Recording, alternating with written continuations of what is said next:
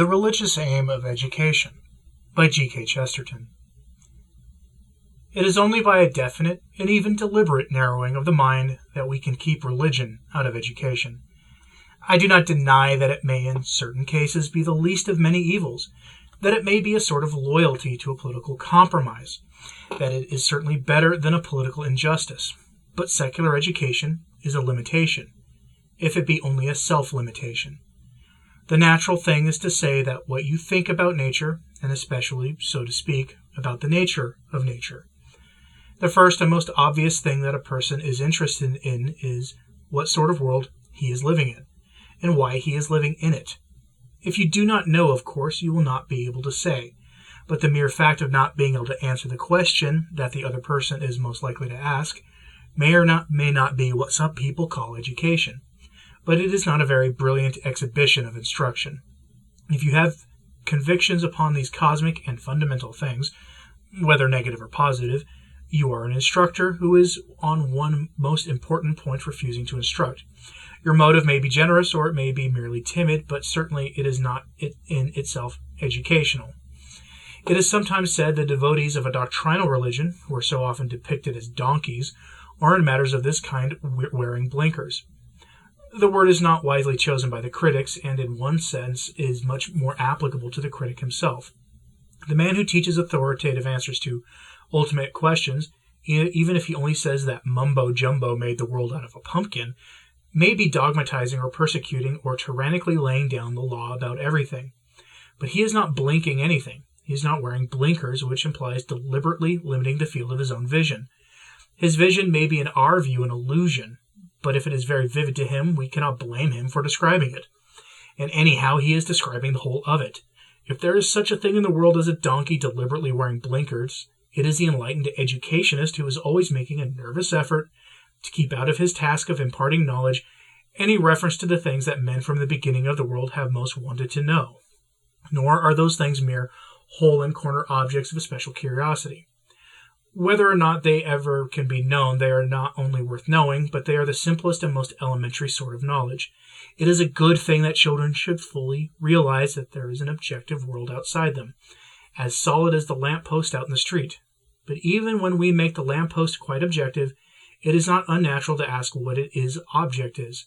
A naturalist, noting the common objects of the street, may observe many facts, and put them down in a notebook. A bicyclist may bump into a lamppost. A tramp may lean against a lamppost. A drunkard may embrace a lamppost, or even in a lighter moment try to climb a lamppost. But it is not strange or specialist sort of knowledge to note about a lamppost that it has a lamp. Now, secular education really means that everybody shall make a point of looking down at the pavement, lest by some fatal chance somebody should look up at the lamp.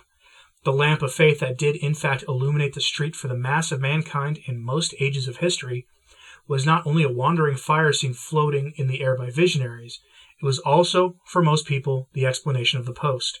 If a low cloud like of London fog must indeed cover the flame, then it is an objective fact that the object will remain chiefly as an object to be bumped into. I am not blaming anybody who can only manage to regard the world in that highly objective light. Even if the lamp post appears as a post without a lamp, and therefore a post without a purpose, it may be possible to take the different views of it. The Stoic, like the tramp, may lean on it. The optimist, like the drunkard, may embrace it. The progressive may attempt to climb it, and so on. So it is with those who merely bump into a headless world as into a lampless post, to whom the world is a large objective obstacle. I only say that there is a difference, and not a small or secondary difference, between those who know and those who do not know what the post is for. The deepest of all desires for knowledge is the desire to know what the world is for and what we are for. Those who believe they can answer that question must at least be allowed to answer it as the first question and not the last.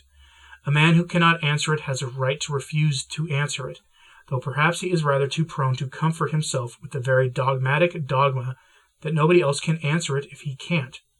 But no man has a right to answer it, or even to arrange for it being answered, as if it were a sort of peculiar and pedantic additional question, which only a peculiar and pedantic sort of pupil would be likely to ask.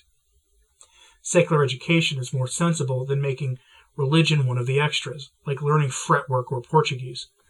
And this principle is important in the controversy about religious education, because it involves the whole question which was so prominent in the controversy, the question of what is called atmosphere. All that it means is that anybody who has a right to answer this question has a right to answer it as if it were the sort of question that is, a question affecting the nature of the whole world and the purpose of every part of human life. If a man is to teach religion, it is absurd to ask him to teach it as if it were something else that did not apply to all the activities of man. The expression, a religious hour, is something very like a contradiction in terms, and it is amusing to note that the same casual skeptic who is always sneering at the Orthodox for their forms and limitations, who is always talking of their Sunday religion and their separation of things sacred and profane, is generally the very man who is most ready to make fun of the idea of a religious atmosphere in the schools. That is to say, he, of all people, objects most to sacred and profane things being united into a religion that works on weekdays as well as on Sundays.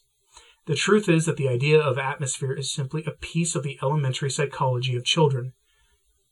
In any other matter, these people would be the first to tell us that education must take note of all the influences forming the mind, however apparently light or accidental. They will go wild with dismay if the child has to look at the wrong wallpaper. They will set themselves seriously to see that he has the right picture of the wombat, but they tell us not to trouble whether he has the right picture of the world. I am not implying, of course, that there is no value in a secular social enthusiasm, or even that in the language that some use sincerely and even usefully, it may not deserve to be called religion. What I doubt is whether it can, in this sense, deserve to be called reason. It does not satisfy the primary intellectual hunger about the meaning of life, that certain people may mean well, even when they doubt whether it means anything. The truth is that there is implied in almost all idealism a number of ideas, which the idealists have seldom really followed out as ideas. There is the notion of a choice that is mysteriously offered and followed by equally mysterious consequences, of a mystical value attached to one part of our nature without any authority to value it, of a sort of ultimate tryst with nobody in particular. In short, all the rich tints of a London fog surrounding a lamp-post without a lamp. I am very far from lacking in respect for all this groping idealism. I only say that by its own confession it is very incomplete, compared with that of anybody who has a complete philosophy, because he has a creed. And I mean no offense when I say that anybody who has this sort of education is literally a half-educated person. But there is another aspect of this case, which illustrates the real truth in the rather rustic puritanism of the people who made a fuss about Darwinism in Dayton. To some of us it seems strange that such very antiquated Protestantism should be supposed to represent religion. It seems stranger that such very antiquated Darwinism should be supposed to represent science. But as a matter of fact, a protest and prosecution of that on that occasion did represent something. It stood for a strong popular instinct, not without just occasion, that science is being made to mean more than science ever really says. An evolutionary education is something very different from an education about evolution. Just as a religious school openly and avowedly gives a religious atmosphere, as a scientific class does something sometimes covertly or unconsciously give a materialistic atmosphere. A secularist teacher has just as much difficulty as a priest would have in not giving his own answer to the questions that are most worth answering. It is also a little annoyed at not being allowed to put the first things first. He tends more and more to turn his science into a philosophy. It makes the matter too disputable and provocative, perhaps, to call that philosophy materialistic. It is more polite and equally pointed to call it monistic. But the point is that this philosophy has in it something altogether alien, not only to all religions that refer back to the will of God, but even to all moralities that revolve upon the will of man. Rightly or wrongly, its image of the universe is not that of a post put up with the design of having a lamp on it. It is rather that of a post that grew like a tree, a lamp post that eventually grew its own lamp. Now, considering this vision of a vague growth simply as an atmosphere and an impression on the minds of the young, apart from its truth or falsehood, there is no doubt that it tends so far as it goes to the notion of most things being much of a muchness, being all equally inevitable fruits of the same tree, and certainly not towards the idea of moral choice and conflict, of a contrast between black and white, or a battle between light and darkness. I am not writing controversially or trying to pin anybody with this as an individual necessity. I'm writing educationally and considering the probable psychological impression of certain atmospheres and fine shades. I say that a great deal of evolution in education would not make that education very insistent on the ideas of free will and fighting morality, of dramatic choice and challenge. Why should one fruit challenge another fruit on the same tree, or how can there be a black and white choice between its slow gradations of green? So that even if we ignore the primary question of religion in the sense of the purpose of creation, there is the same sort of problem about religion, even if we use it in the sense of the purpose of doing good. If a man believes that there is between vice and virtue a chasm like that of life and death, he will want to say so. And if other people only say that everything is a growth of evolution, he will not admit that they have said what he wishes to say. It is not merely a question of secular education that seems indifferent to religion, but of scientific education that seems rather indifferent to ethics.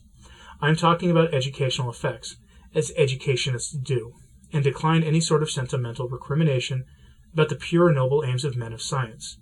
Many who would despise anything so classical as the teaching of rhetoric are always ready with any amount of rhetoric in praise of the teaching of science.